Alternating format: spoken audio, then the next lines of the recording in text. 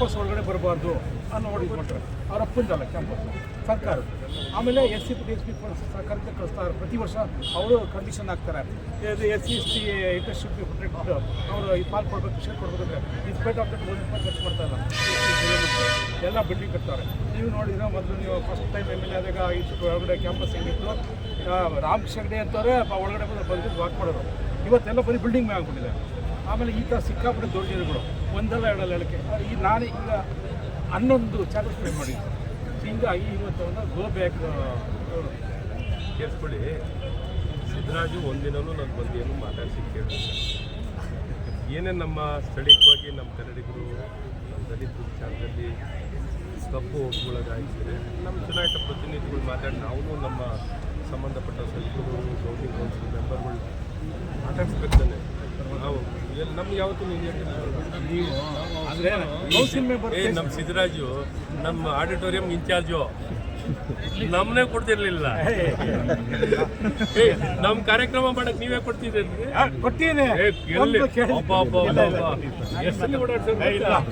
ಕಡೆಗೆ ಮಾಡೋಣ. ಈಗ ನಾವೇನು ನೋಡಿ, ಒಂದು ಯಾವ ವಿಚಾರಕ್ಕೋಸ್ಕರ ಅವರಿಗೆ ಇವತ್ತು ಪ್ರಶಸ್ತಿ ಕೊಡ್ತಿರೋದು ಅಂತಂದರೆ, ವೈದ್ಯಕೀಯ ಶಾಲೆಗಳನ್ನ ನಾವೆಲ್ಲರೂ ಮಾಡ್ತಾ ಇರ್ತೀವಿ.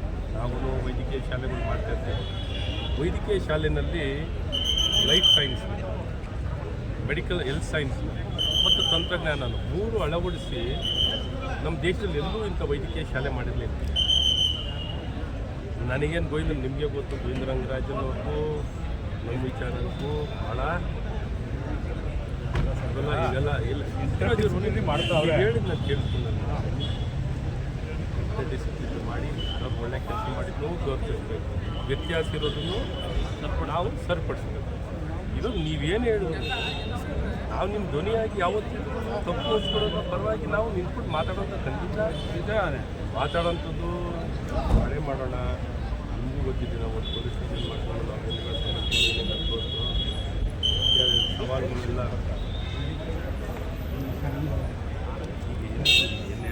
ಏನಾಗುತ್ತೆ ನಮ್ಮ ಸಮಾಜದಲ್ಲಿ ವ್ಯತ್ಯಾಸಗಳ ಮಧ್ಯದಲ್ಲಿ. ಅದು ಪ್ರಜಾಪ್ರಭುತ್ವ ಅಂತಲೇ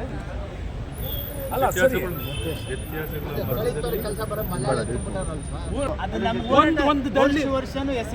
ಬಗ್ಗೆ ನಾವು ನೀವು ಎಲ್ಲ ಹೋರಾಟ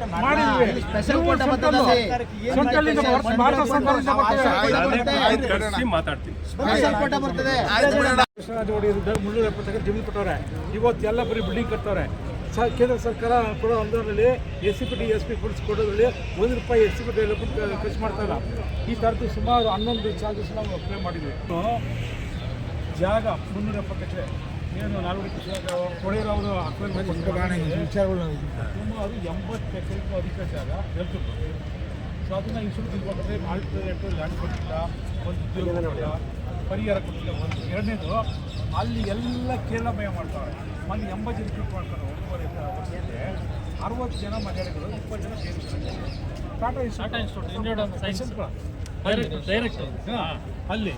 ಆಮೇಲೆ 2 ಹೆಣ್ಮಕ್ಳಿಗೆ ದೌರ್ಜನ್ಯ ಆಗುತ್ತೆ, ಲೈಂಗಿಕ ದೌರ್ಜನ್ಯ.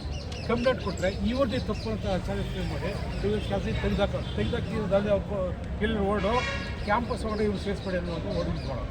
ಕ್ಯಾಂಪಸ್ಸು ಇವೊಂದು ಒಳ್ಳೆ ಅಪ್ಪೋಸ್ ಸರ್ಕಾರ ಬರಬಾರ್ದು ಅಂದರೆ ಹೀಗೆ ಇದೊಂದು. ಆಮೇಲೆ ಒಬ್ಬ ಹೆಂಗ್ ಪೊಲೀಸ್ ಸಮುದಾಯ ಕೈ. ನಾನು ಜಂಬೂದ್ವೀಪ ಸಿದ್ದರಾಜು, ಜಂಬೂದ್ವೀಪ ಜನಸೇನೆಯ ಪ್ರಧಾನ ಸಂಚಾಲಕ. ನನ್ನ ಜೊತೆ ಎಲ್ಲ ಪದಾಧಿಕಾರಿಗಳಿದ್ದಾರೆ, ಸೇನೆಯ ಪದಾಧಿಕಾರಿಗಳು. ಇವತ್ತು ನಾವು ಇಲ್ಲಿ ಏನು ಅಟಲ್ ಪುರಸ್ಕಾರ ನಡೀತಾ ಇದೆ, ಅದರಲ್ಲಿ 3 ಜನರಿಗೆ ಅವಾರ್ಡ್ ಇಟ್ಕೊಂಡಿದ್ದಾರೆ ಈ ಒಂದು ಟ್ರಸ್ಟವರು, ಕೆಂಪೇಗೌಡ ಟ್ರಸ್ಟವರು. ಇಲ್ಲಿ ಒಬ್ಬ ದಲಿತ ವಿರೋಧಿ, ಕನ್ನಡ ವಿರೋಧಿ ಪ್ರೊಫೆಸರ್ ಗೋವಿಂದನ್ ರಂಗರಾಜನ್ ಅನ್ನೋರಿಗೆ ಅವಾರ್ಡ್ ಕೊಡುವಂಥ ಕೆಲಸ ಇಟ್ಕೊಂಡಿದ್ದಾರೆ. ಅವರು ಇಲ್ಲಿ ಬೆಂಗಳೂರಿರುವಂಥ ಟಾಟಾ ಇನ್ಸ್ಟಿಟ್ಯೂಟ್ನ ನಿರ್ದೇಶಕರವರು. ಅವರು ಒಬ್ಬ ದಲಿತ ವಿರೋಧಿ. ಅವನು ಅಲ್ಲಿ ಬರೀ ಮಲಯಾಳಿಗಳನ್ನ ಇನ್ಸ್ಟಿಟ್ಯೂಟ್ ತುಂಬ್ಕೊತಾವನೆ. ನೆಲ ಈ ರಾಜ್ಯದಲ್ಲಿನ 370 ಎಕರೆ ಜಮೀನನ್ನು ಆಗಿನ ನಾಲ್ವಡಿ ಕೃಷ್ಣರಾಜ ಒಡೆಯರ್ ಅವರು ಈ ಒಂದು ಟಾಟಾ ಇನ್ಸ್ಟಿಟ್ಯೂಟ್ ಕಟ್ಟೋದಕ್ಕೆ ಕೊಟ್ಟಿದ್ದರು. ಅದರಲ್ಲಿ ಮೇದನಿಂಗೇನಹಳ್ಳಿ ಅನ್ನುವಂಥ ಒಂದು ಗ್ರಾಮದ ಸುಮಾರು 80 ಜನ ದಲಿತರ 120 ಎಕರೆ ಜಮೀನು ಕೂಡ ಒಂದು ಸಂಸ್ಥೆಗೆ ಸೇರಿದೆ. ಅಲ್ಲಿ 120 ಎಕರೆ ಜಮೀನನ್ನ ಅಕ್ವೈರ್ ಮಾಡಿಕೊಂಡು ಆ ಒಂದು ದಲಿತರಿಗೆ ಒಂದು ನೌಕರಿ ಕೊಡಲಿಲ್ಲ, ಆಲ್ಟರ್ನೇಟ್ ಲ್ಯಾಂಡ್ ಕೊಟ್ಟಿಲ್ಲ, ಒಂದು ಪರಿಹಾರ ಕೊಟ್ಟಿಲ್ಲ. ಈ ವಿಚಾರ ಮಾತಾಡೋದಕ್ಕೆ ಇದುವರೆಗೂ ಅಲ್ಲ ಸಂಸ್ಥೆ ನಿರ್ದೇಶಕರು ಆಡಳಿತ ಮಂಡಳಿ ಮುಂದಾಗ್ತಾ ಇಲ್ಲ. ನಾವು ಎಷ್ಟೋ ಪತ್ರ ಬರೆದು ಕೂಡ ಅವರು ಕೇರೆ ಅಂತ ಇಲ್ಲ. ಆಮೇಲೆ ಅಲ್ಲಿ ಒಬ್ಬ ಯಂಗ್ ಸೈಂಟಿಸ್ಟು ಪ್ರೊಫೆಸರ್ ಸಣ್ಣ ದುರ್ಗಪ್ಪ ಅನ್ನೋನಿಗೆ ಒಬ್ಬ ಹುಡುಗಿನ ಕೈಲಿ ಒಂದು ಕಂಪ್ಲೇಂಟ್ ಕೊಡಿಸ್ಬಿಟ್ಟು ಇವ್ರು ಲೈಂಗಿಕ ದೌರ್ಜನ್ಯ ಮಾಡೋಣ ಅಂತೇಳಿ ಸುಳ್ಳು ಆರೋಪ ಮಾಡಿ ಆ ಥರ ಡಿಸ್ಮಿಸ್ ಮಾಡ್ತಾರೆ. ಅವನು ದಲಿತ ಅನ್ನೋ ಕಾರಣಕ್ಕೋಸ್ಕರ ನಾಳೆ ಬೆಳೆದು ದೊಡ್ಡ ಡೈರೆಕ್ಟರ್ ಆಗ್ಬಿಡ್ತಾನೆ ತಪ್ಪಿಸ್ಬೇಕು ಅನ್ನೋ ಕಾರಣಕ್ಕೆ. ಆಮೇಲೆ ಈ ಇಬ್ಬರು ಮಹಿಳೆಯರಿಗೂ ಗುತ್ತಿಗೆ ಕೆಲಸ ಮಾಡ್ತಾ ಇರ್ತಾರೆ, ಜಯಲಕ್ಷ್ಮಿ ಮತ್ತು ಲಕ್ಷ್ಮೀದೇವಮ್ಮ ಅಂತ. ಅವ್ರ ಮೇಲೆ ಒಬ್ಬ ಸವರ್ಣೀಯ ಲೈಂಗಿಕ ದೌರ್ಜನ್ಯ ಮಾಡ್ತಾನೆ. ಆದರೆ ಇವ್ರು ದೂರು ಕೊಟ್ಟರೆ ಇವ್ರ ದೂರನ್ನ ತಗೊಳ್ಬಿಟ್ಟು ಇವರೇ ತಪ್ಪು ಮಾಡೋರು ಅಂತೇಳಿ ಇವ್ರ ವಿರುದ್ಧ ಒಂದು ಆರೋಪ ಪಟ್ಟಿ ಮಾಡಿಸ್ಬಿಟ್ಟು ಇವರು ಇನ್ಸ್ಟಿಟ್ಯೂಟ್ ಒಳಗಡೆ ಕಾಲಿಡಬಾರ್ದು ಅಂತೇಳಿ ಹೇಳಿ ಇವ್ರ ಅಪ್ಪಂದಲ್ಲ ಇನ್ಸ್ಟಿಟ್ಯೂಟ್, ಇವ್ರ ತಾತಂದಲ್ಲ, ಇದು ನಾಲ್ವಡಿ ಕೃಷ್ಣರಾಜ್ ಒಡೆಯರ್ ಕೊಟ್ಟಿರುವಂಥ ಜಮೀನು. ಅದು ದಲಿತರ ಜಮೀನು. ದಲಿತರ ಜಮೀನಲ್ಲಿ ದಲಿತರ ಪ್ರವೇಶ ಇಲ್ಲ ಅಂದರೆ ಇವರೆಲ್ಲಿಂದ ಬಂದು ಮೊನ್ನೆ 80 ಜನ ರಿಕ್ರೂಟ್ ಮಾಡ್ಕೊಂಡಿದ್ದಾರೆ, ಏನು ಅಡ್ಮಿನಿಸ್ಟ್ರೇಟಿವ್ ಅಸಿಸ್ಟೆಂಟ್ ಅಂತ. ಅದರಲ್ಲಿ 60 ಜನ ಮಲಯಾಳಿ ಕೊಟ್ಟಾರೆ. ಇವತ್ತು ಆಡಳಿತ ಮಂಡಳಿ ಸಂಪೂರ್ಣವಾಗಿ ಮಲಯಾಳಿಗೆ ಆಗ್ಬಿಟ್ಟಿದ್ದಾರೆ. ಇದನ್ನು ಕರ್ನಾಟಕದಲ್ಲಿರುವ, ಅದರಲ್ಲೂ ಬೆಂಗಳೂರಲ್ಲಿರುವಂಥ ಅದು ಕನ್ನಡಿಗರ ಜಮೀನು ಇವ್ರು ತಗೊಂಡು ಬೇರೆ ರಾಜ್ಯದವ್ರು ಬಂದ್ಬಿಟ್ಟು ಅಲ್ಲಿ ಆಡಳಿತ ಮಾಡ್ತಾ ಇದ್ದಾರೆ. ಕೇಂದ್ರ ಸರ್ಕಾರದಿಂದ ಸಾವಿರಾರು ಕೋಟಿ ರೂಪಾಯಿ ಅನುದಾನ ಬರ್ತಾ ಇದೆ ಪ್ರತಿ ವರ್ಷ. ಆದರೆ SC/STಗಳ ಅಭಿವೃದ್ಧಿ ಮಾಡಬೇಕಂತ ಪತ್ರ ಬರೆದು ಕೂಡ 1 ಪೈಸಾ ಈ ಒಂದು SC/ST ಅಭಿವೃದ್ಧಿ ಮಾಡ್ತಾ ಇಲ್ಲ. SC/ST ಪೆನ್ಷನ್ ಖರ್ಚು ಮಾಡ್ತಾ ಇಲ್ಲ. ಇಂಥ ಹಲವಾರು ಗುರುತರ ಆರೋಪಗಳು ಅವ್ರ ಮೇಲಿದ್ದಾವೆ. ಸೊ ಅದರಿಂದ ಇವತ್ತು ನಾವು ಬಂದು ಆ ಪ್ರೊಫೆಸರ್ ರಂಗರಾಜನ್ಗೆ ಗೋ ಬ್ಯಾಕ್ ರಂಗರಾಜನ್, ದಲಿತ ವಿರೋಧಿ ರಂಗರಾಜನ್, ಆಂಟಿ ದಲಿತ ರಂಗರಾಜನ್ ಅಂತ ಘೋಷಣೆ ಕೊಡಬೇಕು ಅಂತ ಬಂದ್ವಿ. ಅವನೊಬ್ಬ ಕನ್ನಡ ವಿರೋಧಿ ಘೋಷಣೆ ಕೊಡಬೇಕು ಅಂತ ಬಂದ್ವಿ. ಈಗಾಗಲೇ ನಮ್ಮ ಏನು ಪುರುಷೋತ್ತಮ ಬಿಳಿಮಲೆ ಕನ್ನಡ ಅಭಿವೃದ್ಧಿ ಪ್ರಾಧಿಕಾರ ಅಧ್ಯಕ್ಷರು ಅವರೆಲ್ಲ ಪತ್ರ ಬರೆದವ್ರೆ, ಅನ್ಯಾಯ ಆಗ್ತದೆ, ಕನ್ನಡಿಗೆ ಆದ್ಯತೆ ಕೊಡಿ ಅಂತೇಳಿ. ಆದರೂ ಇವ್ರು ಏನು ಡೋಂಟ್ ಕೇರ್ ಅಂತವ್ರೆ. ಈಗ ಅಲ್ಲಿ ಕೌನ್ಸಿಲಲ್ಲಿ ಅವರು ಟಾಟಾ ಇನ್ಸ್ಟಿಟ್ಯೂಟ್ನ ಕೌನ್ಸಿಲಲ್ಲಿ ಇತ್ತೀಚೆಗೆ ST ಸಮುದಾಯಕ್ಕೆ ಸೇರಿದಂಥ ಒಬ್ಬ ಜಿ ಕುಮಾರ್ ನಾಯಕ್ ಅನ್ನೋರು ಅವರು MP ಆಗಿ ಅಲ್ಲಿ ಒಬ್ಬ ನಾಮಿನಿ ಆಗಿದ್ದಾರೆ. ಇನ್ನೊಬ್ಬರು ತೇಜಸ್ವಿ ಅಂತೇಳಿ ಅವರು ಕೂಡ ಒಬ್ಬ ನಾಮಿನಿ ಆಗಿದ್ದಾರೆ. ಇವರಿಬ್ಬರು ಕೂಡ ಇದ್ರ ಬಗ್ಗೆ ಗಮನ ಹರಿಸಬೇಕು. ಆ ಬೋರ್ಡ್ ಮೀಟಿಂಗ್ ಬಂದಾಗ ಇದ್ರ ಬಗ್ಗೆ ಅವರು ಅಲ್ಲಿ ಡಿಸ್ಕಸ್ ಮಾಡಿ ದಲಿತರಿಗೆ ನ್ಯಾಯ ಕೊಡಿಸ್ಬೇಕು ಅನ್ನೋದು ನಮ್ಮ ಒಂದು ಆಗ್ರಹ. ನಮ್ಮ ಹೆಸರು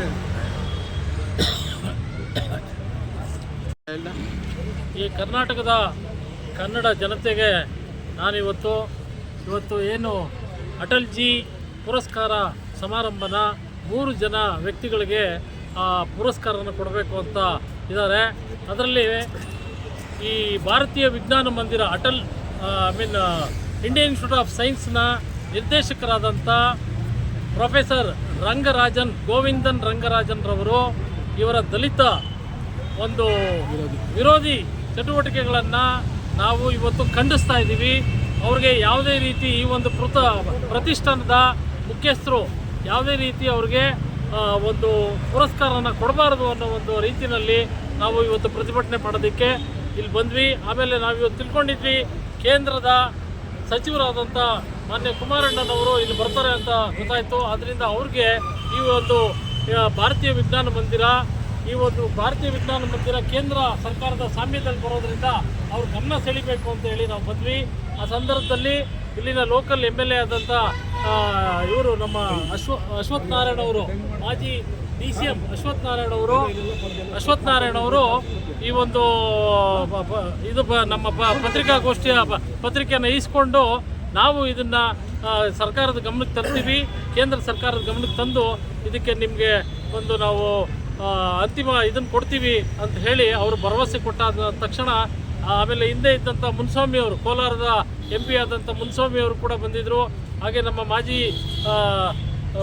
MLAಗಳಾದಂಥ ನಮ್ಮ ಜೊತೆ ಒಡನಾಡಿಯಾಗಿದ್ದಂಥ ಸಂಪಂಗಿಯವರು, KGF MLA ಆದಂಥ ಸಂಪಂಗಿಯವರು ಕೂಡ ಬಂದಿದ್ದರು. ಅವರೆಲ್ಲ ಕೇಳ್ಕೊಂಡ್ರು ಈ ಸಂದರ್ಭ ಅಲ್ಲ ಇದು.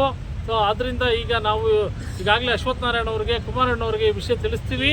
ಇದರಿಂದ ನಾವು ಮುಂದೆ ಅವ್ರ ಜೊತೆ ಒಂದು ಸಂವಾದನ ಇಟ್ಕೊತೀವಿ. ನಿಮ್ಮ ಎಲ್ಲ ಏನು ಕೃತ್ಯಗಳಾಗಿದೆ ನಿಮ್ಮ ಮೇಲೆ, ದಲಿತರ ಮೇಲೆ, ಅದನ್ನೆಲ್ಲ ಸರಿಪಡಿಸ್ತೀವಿ ಅನ್ನೋ ಭರವಸೆ ಕೊಟ್ಟಿದ್ದಾರೆ. ಆದ್ದರಿಂದ ನಾವು ಈ ಒಂದು ಹೋರಾಟದಿಂದ ಹಿಂದೆ ಇಡ್ತಾ ಇದ್ದೀವಿ ಮತ್ತು ನಾವು ಇಲ್ಲಿಗೆ ಮುಕ್ತಾಯಗೊಳಿಸ್ತಾ ಇದ್ದೀವಿ. ಧನ್ಯವಾದಗಳು. ಹೆಸರು ರಮೇಶ್ ಕುಮಾರ್ ಅಂತ, ಕರ್ನಾಟಕ ರಾಜ್ಯ ಆದಿಜಾಂಬ ಅಭಿವೃದ್ಧಿ ಸಂಘದ ರಾಜ್ಯ ಪ್ರಧಾನ ಕಾರ್ಯದರ್ಶಿ.